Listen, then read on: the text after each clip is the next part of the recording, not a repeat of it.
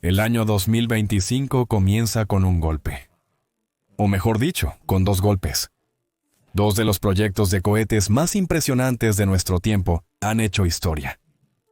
New Glenn de Blue Origins despega por primera vez, alcanza una órbita y pierde el propulsor que querían aterrizar, mientras que SpaceX ha proporcionado un verdadero espectáculo con la séptima prueba de vuelo de Starship.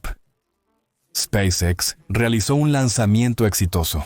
Logró atrapar el propulsor por segunda vez con la torre Megasilla desde el aire, pero perdió la etapa superior de Starship durante el ascenso. Esto resultó en estas impresionantes imágenes de los escombros que se quemaban en la atmósfera sobre el Caribe. Ambas misiones revolucionan la exploración espacial. ¿Pero qué cohete lleva la delantera? Hoy comparamos en detalle las dos misiones de prueba y preguntamos, ¿quién tiene el potencial de dominar el futuro de la exploración espacial? Y también nos preguntamos qué significa todo esto y cómo estas misiones afectarán de manera muy concreta las próximas semanas y meses. Comencemos con el vuelo inaugural de New Glenn de Blue Origin. Tras 25 años de desarrollo, Blue Origin finalmente lanzó su cohete de carga pesada New Glenn por primera vez. Fue un lanzamiento de libro de texto y lograron todos los objetivos de la misión, excepto el aterrizaje del propulsor. Pero el aterrizaje o la reentrada es la parte más difícil de tales misiones. Por ende, la misión fue un éxito rotundo. Solo por el hecho de que lograron alcanzar una órbita estable en el primer intento. El aterrizaje habría sido un extra, pero nadie realmente lo esperaba.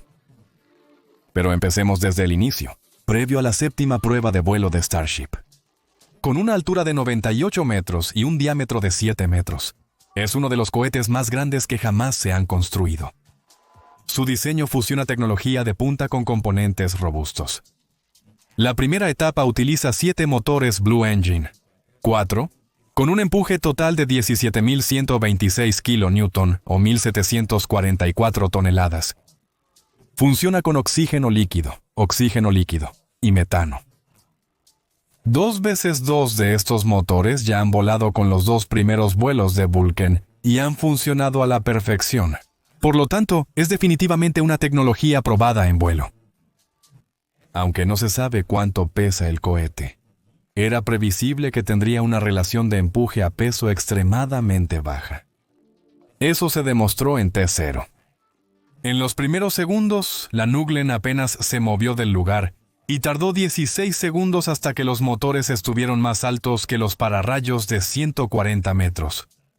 Sobre esta falta de motorización, ya hice un video con Eneas hace algún tiempo. Por supuesto te lo marcaré abajo en la descripción del video. Ahora que hemos visto en el mundo real que nuestras estimaciones eran correctas, podemos deducir a partir del empuje conocido de los motores, es decir, 1.744 toneladas, y el SGV, asumido de 1.1, que el cohete pesa aproximadamente 1.585 toneladas. Lo que significa que New Glenn tiene 159 toneladas más de empuje que de peso.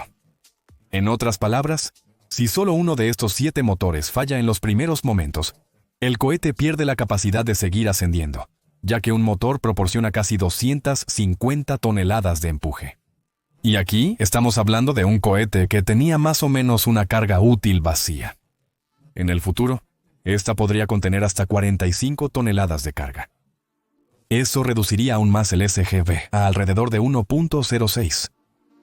Las imágenes que pudimos ver al inicio de la transmisión fueron realmente hermosas, y me alegró mucho la calidad de la transmisión, hasta que todo cambió. Lo que encontré de alguna manera divertido fue cómo la transmisión imitaba casi exactamente el estilo de SpaceX. No lo considero reprobable, solo notable. Quería mostrarles esta similitud. En la plataforma pudimos ver el cohete desde una docena de perspectivas diferentes. Los primeros momentos del ascenso también fueron hermosos con una dirección de cámara profesional. Miren esos diamantes de choque en la columna de escape. Simplemente maravilloso. Incluso tenían una especie de cámara de visión nocturna infrarroja para el momento en que el cohete desapareció detrás de las nubes en el cielo nocturno. Lo que me faltaba eran las imágenes a bordo. Solo al final de la ignición de la primera etapa pudimos ver una rocket cam que nos permitió ver una parte de un motor. Esto continuó hasta la separación de etapas, y luego la imagen se congeló. Creo que SpaceX nos tiene un poco mimados en este sentido. Pero seguramente mejorará mucho en el futuro, cuando tengan más experiencia y cuando la mega constelación de Internet de Amazon comience a prestar sus servicios. Luego, justo antes de la separación de etapas, pudimos ver esta perspectiva. Aquí vemos entre las campanas de escape de los motores de la etapa superior, a través de la interetapa, hacia abajo en la parte superior de la etapa inferior. Justo en la separación de etapas hubo una pérdida de imagen, y luego se pudo ver cómo los dos motores disparaban y controlaban. Esto sucedió a una altura de aproximadamente 100 kilómetros. Blue Origin nos muestra los datos de telemetría, pero estos estaban primero en pies hasta la separación de etapas y luego en millas, etc. La velocidad en millas por hora. Me abstendré de comentar para evitar la desmonetización de mi video. ¿Quién hace tal tontería?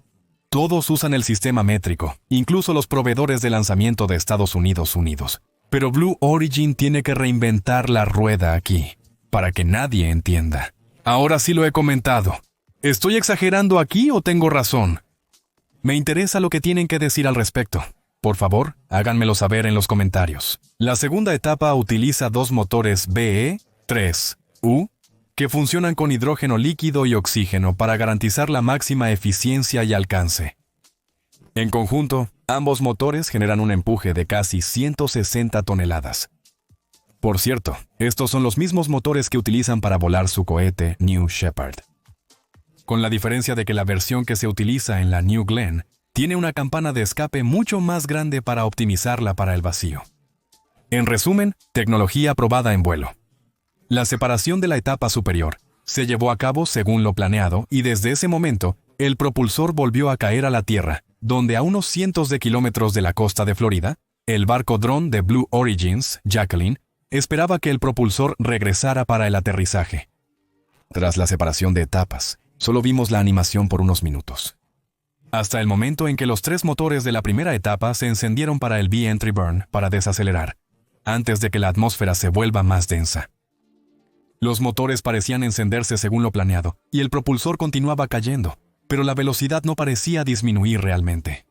El color de la llama de escape ya no coincidía con el color durante el ascenso. Parecía que los motores estaban quemando combustible en exceso aquí, pero están diseñados para funcionar con altos niveles de oxígeno. La telemetría de la primera etapa se congeló a los 7 minutos y 54 segundos del despegue. Esto ocurrió a una altura de aproximadamente 25 kilómetros y a una velocidad de casi 7.000 kilómetros por hora. Aún no está claro qué fue exactamente lo que sucedió, y hasta ahora no ha habido ninguna declaración de Blue Origin al respecto. Pero se puede suponer que durante la maniobra de rotación, que se muestra en la animación del perfil de vuelo, el combustible comenzó a oscilar, lo que a su vez llevó a daños en las turbobombas de los motores. Porque si no llega suficiente metano o oxígeno a los motores, eso puede causar daños. Y eso parece ser lo que sucedió. Otra posibilidad es que simplemente golpearon las capas densas de la atmósfera demasiado rápido y por lo tanto, sufrieron daños. El propósito de los Re-Entry Burns es prevenir exactamente eso. Pero como no pudo reducir demasiada velocidad, no parece demasiado descabellado creer que el propulsor probablemente se estrelló contra la atmósfera. El ingeniero espacial sospecha que usar unidades de medida imperiales pudo haber causado la pérdida del propulsor. Porque en realidad, el Re-Entry Burn debería activarse antes de las capas densas de la atmósfera, es decir, a más de 70 kilómetros de altura. Pero esto ocurrió a una altura de alrededor de 40 kilómetros. Eso corresponde más o menos exactamente al factor de conversión de 0,6114 entre los sistemas métrico e imperial. De todos modos, Blue Origin terminó la transmisión e informó sobre el progreso de la etapa superior en las próximas horas en X. Este alcanzó la órbita planeada de 19.300 x 2.400 kilómetros con una inclinación de 30 grados hacia el ecuador. Con esto, han logrado su objetivo principal de la misión. Han demostrado que New Glenn puede realizar vuelos orbitales. Eso es crucial, especialmente para las rentables misiones de seguridad nacional. Las empresas suelen necesitar 2 misiones exitosas para lograrlo. Una de ellas estaría así resuelta. Sin embargo, la Administración Federal de Aviación de Estados Unidos informó que iniciarán una investigación de incidentes, también conocida como Mishap Investigation, ya que no se especificó de antemano que esto podría suceder. Se verá cuán rápido Blue Origin lleva a cabo y concluye esta investigación.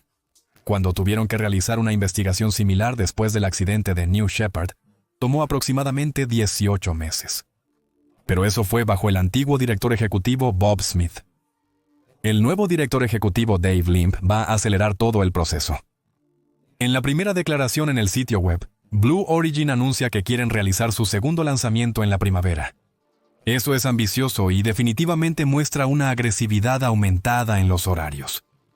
Escriban en los comentarios qué opinan de New Glenn y de la primera misión. Y ahora al análisis de vuelo de Starship. Hubo innumerables renovaciones en el barco, en el propulsor y especialmente en la infraestructura.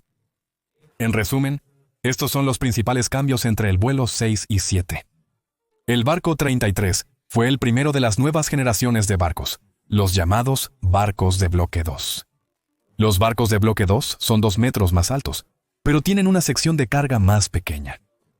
Esto les permite cargar un 25% más de combustible. La disposición de SpaceX para experimentar se hace evidente en el escudo térmico. Se emplearon azulejos de vanguardia. En ciertos puntos estratégicos se removieron los azulejos. También había baldosas experimentales, incluyendo baldosas metálicas y algunas con refrigeración activa. Eso significa que algunas baldosas se diseñaron porosas para poder empujar combustible desde atrás.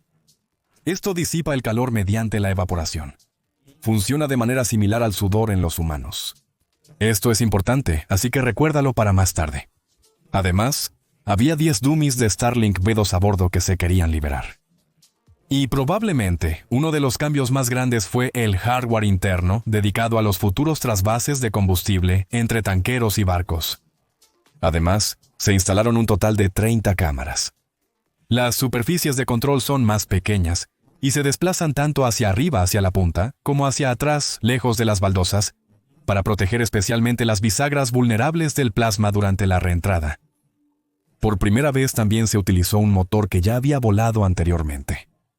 Es decir, el motor 314, que se utilizó en el vuelo 5.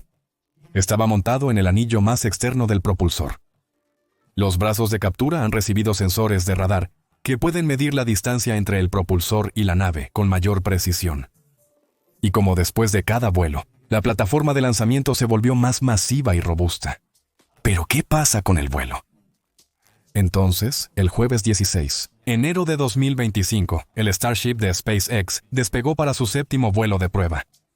No hay mucho que decir sobre la secuencia de inicio y los primeros momentos, excepto que todo salió sin problemas. Los 33 motores Raptor de la primera etapa se encendieron según lo planeado y pusieron en marcha el Starship Stack en su trayectoria suborbital hacia el Océano Índico. En este trayecto, el Starship cruza el Estrecho de Florida.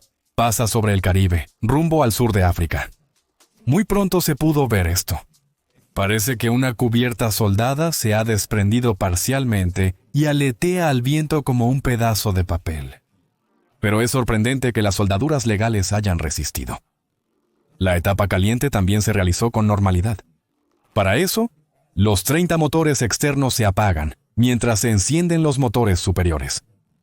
Después de la separación, los 10 motores del anillo medio deberían haberse encendido nuevamente, pero uno de los motores parecía haber fallado. A pesar de eso, el director de vuelo anunció: esto implica que comenzarían un proceso de recuperación. Y eso es exactamente lo que hicieron. Las aletas de rejilla dirigieron el propulsor hacia la torre de lanzamiento, y con la atmósfera cada vez más densa, la temperatura en la sala de motores también aumentó. Si miras muy de cerca aquí, verás que no son los motores los que están brillando, sino el espacio entre ellos. Después de 6 minutos y medio, los 13 motores más internos se encendieron e iniciaron la quema de aterrizaje de casi 30 segundos. Pero aquí se disparó el motor que no se había disparado durante el boost back burn. También es interesante. En los últimos metros, se redujo la potencia del anillo del motor central, y el acercamiento final se realizó con los 3 motores centrales. Aún no me acostumbro del todo a esta vista. El propulsor se dirigió hacia los brazos de la torre frenó justo a tiempo para luego aterrizar con precisión en los rieles designados. Es realmente impresionante cómo este edificio de 30 pisos dirige con precisión entre los brazos. Miren esta perspectiva, donde se pueden ver muy bien las ondas de choque de la explosión supersónica.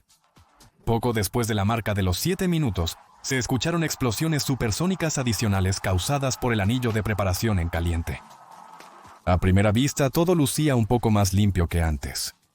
Al menos, una vez que el polvo se asentó, a diferencia de la última vez, no se veía ningún incendio. Ni en la sala de máquinas ni en el adaptador.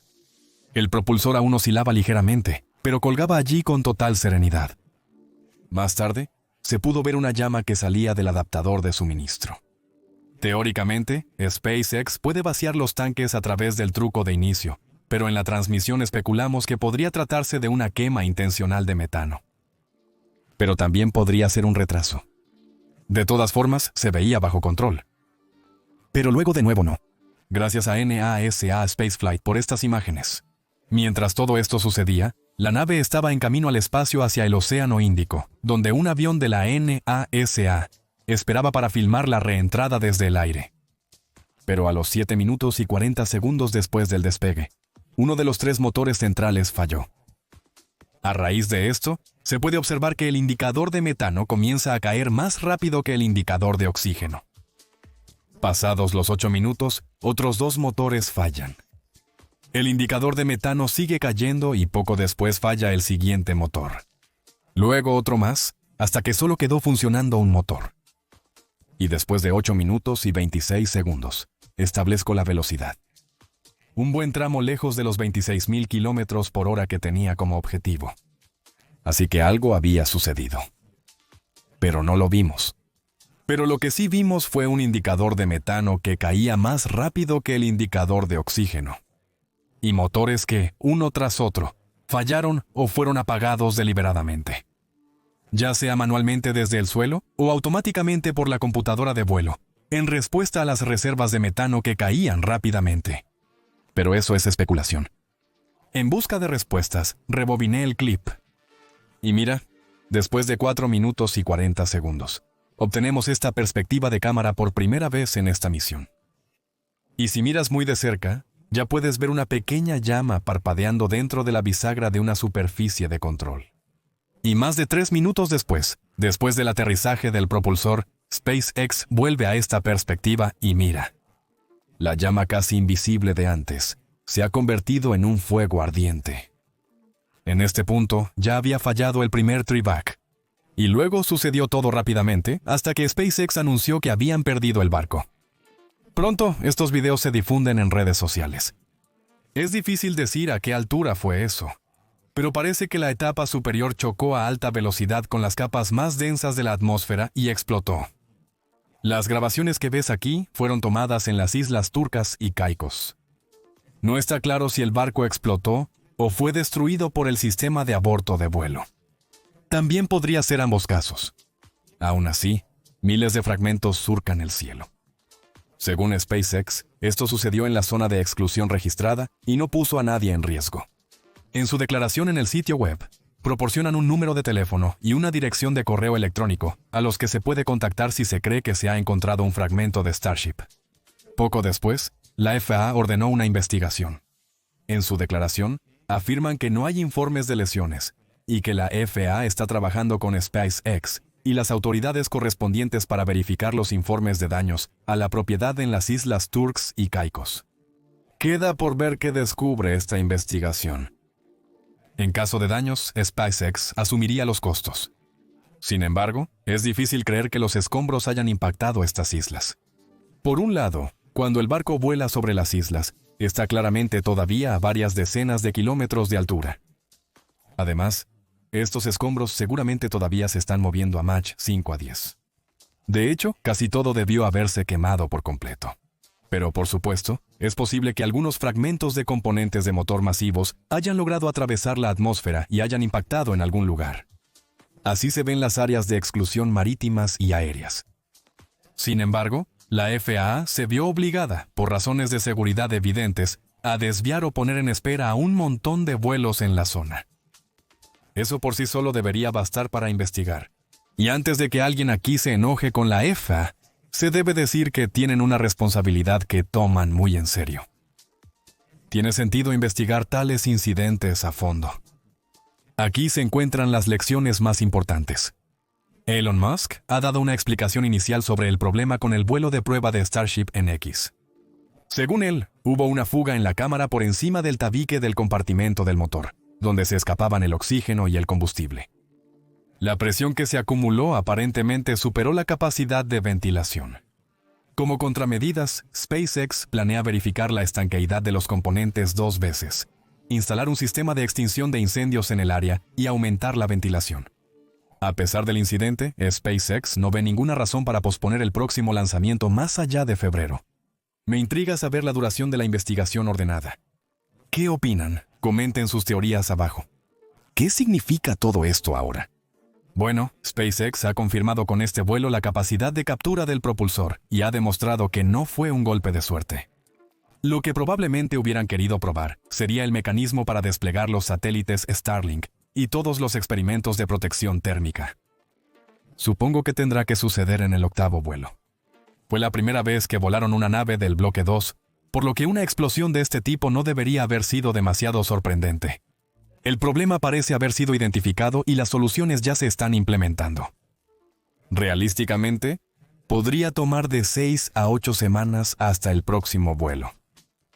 El anuncio de Elon de que será en febrero puede ser un poco demasiado ambicioso. Pero ese es mi presentimiento. Veremos. Gracias a los miembros del canal y patrocinadores que nos acompañan. Su apoyo nos ayuda a operar Crónicas de Marte. Toda la información sobre cómo apoyarnos está en la descripción del video. De todos modos, una suscripción y un pulgar hacia arriba son gratuitos y también ayudan mucho. Soy Sir Juan y esto fue Crónicas de Marte. Gracias por sintonizar. Per aspera ad astra.